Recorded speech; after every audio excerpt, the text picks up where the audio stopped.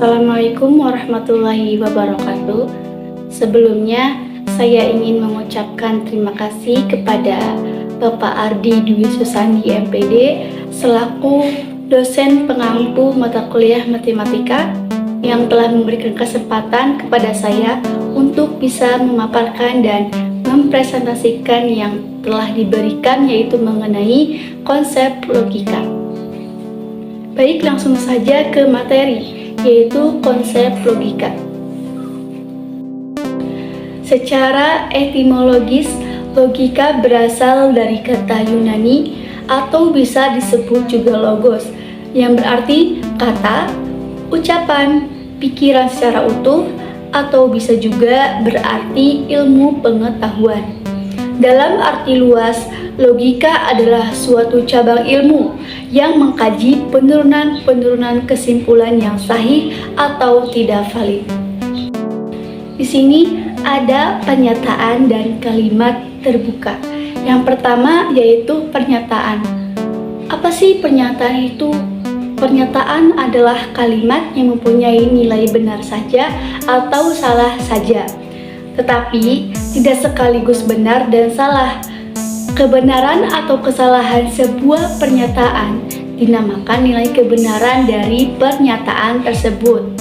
Suatu pernyataan biasanya dilambangkan dengan huruf kecil, misalnya P, Q, R, dan seterusnya.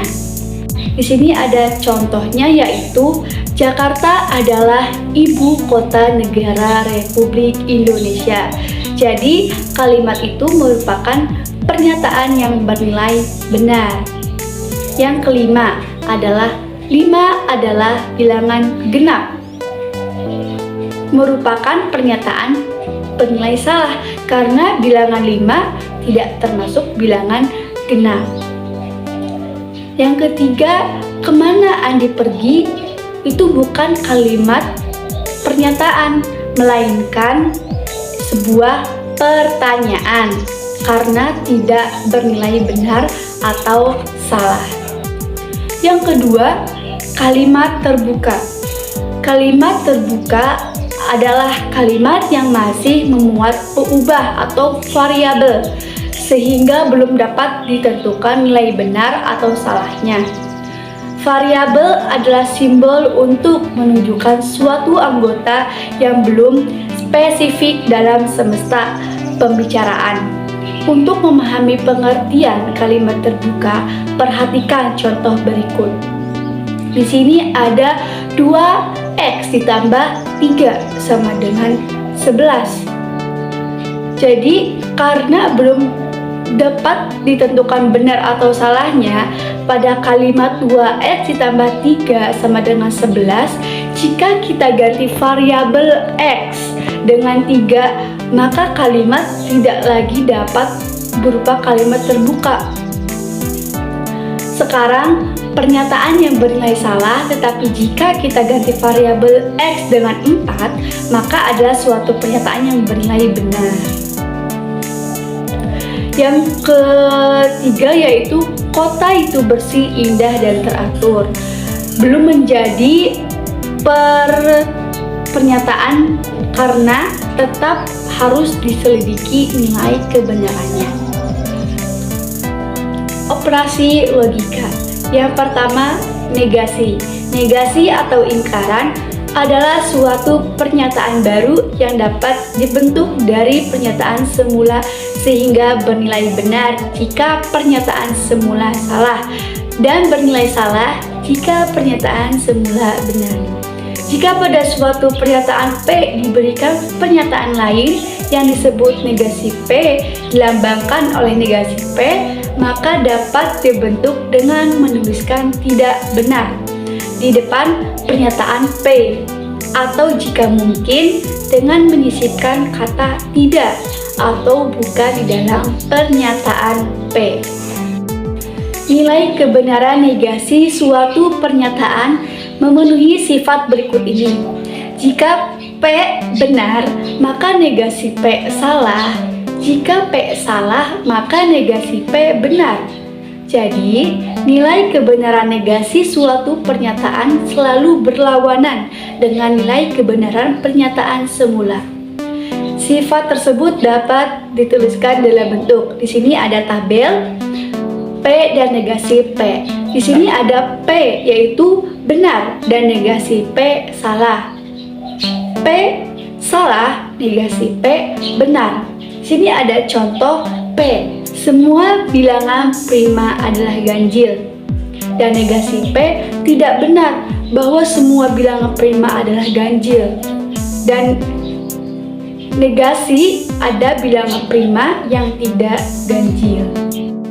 Yang kedua yaitu konjungsi.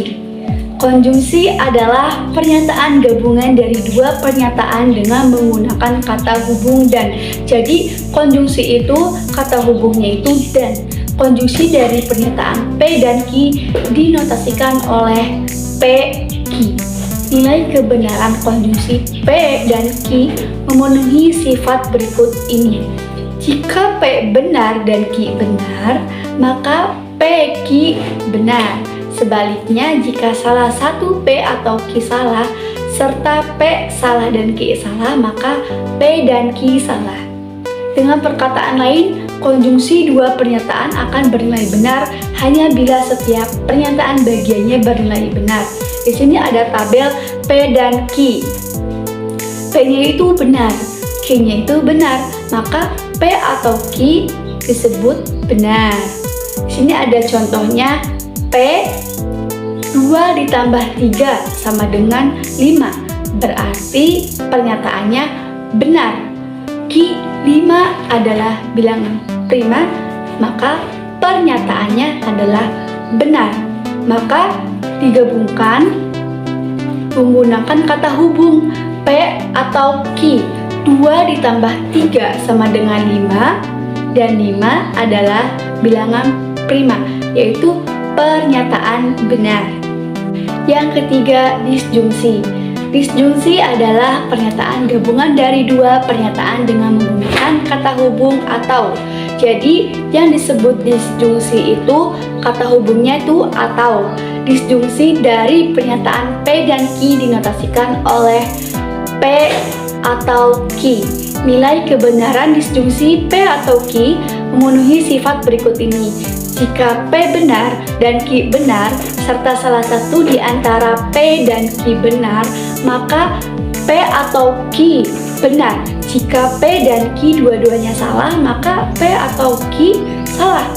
Jadi di sini ada contohnya yaitu P itu benar, Q itu benar, P atau Q digabungkan kata hubung jadi benar.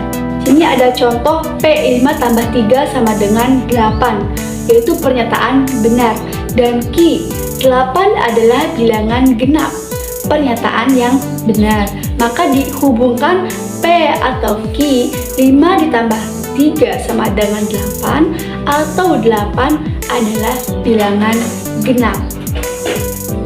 Yang keempat, implikasi. Implikasi pernyataan bersyarat kondisional adalah pernyataan majemuk yang disusun dari dua buah pernyataan dengan menggunakan kata hubung jika, maka.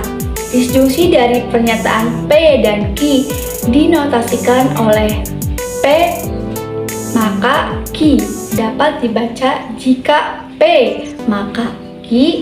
Nilai kebenaran implikasi P, jika P, maka Q Ki memenuhi sifat berikut.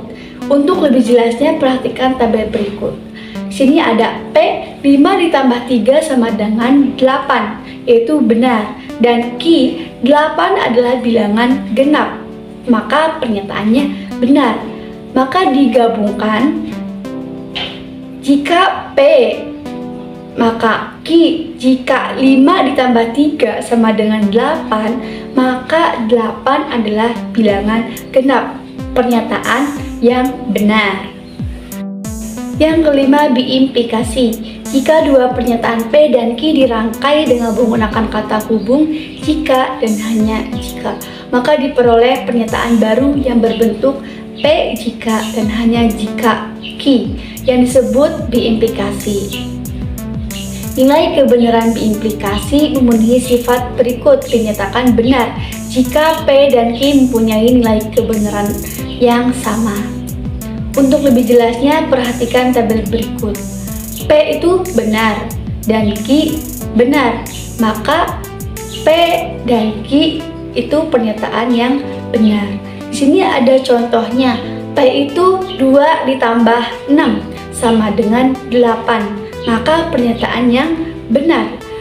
Q 2 lebih besar dari 8, yaitu pernyataan yang benar. Maka digabungkan P dan Q 2 ditambah 6 sama dengan 8. Maka kita pakai biimplikasi, maka kata hubungnya jika dan hanya jika 2 lebih besar dari 8, yaitu pernyataan yang benar. Kesimpulan dari materi saya yaitu secara etimologis logika berasal dari kata Yunani atau bisa disebut juga logos yang berarti kata ucapan, pikiran secara utuh atau bisa juga berarti ilmu pengetahuan. Logika adalah suatu cabang ilmu yang mengkaji penurunan kesimpulan yang sahih atau tidak valid. Dalam logika matematika ada dua kalimat yang penting, yaitu kalimat pernyataan dan kalimat terbuka. Serta terdapat juga operasi logika yaitu negasi ingkaran, konjungsi, disjungsi, implikasi, dan biimplikasi. Dari suatu implikasi dapat dibentuk implikasi lain yaitu converse, inverse, dan kontraposisi. Metode atau cara yang digunakan dalam penarikan kesimpulan yang modus ponens, modus tollens, dan silogisme. Sekian presentasi saya, semoga bermanfaat. Wallahul muwaffiq ila aqwamit thoriq. Wassalamualaikum warahmatullahi wabarakatuh.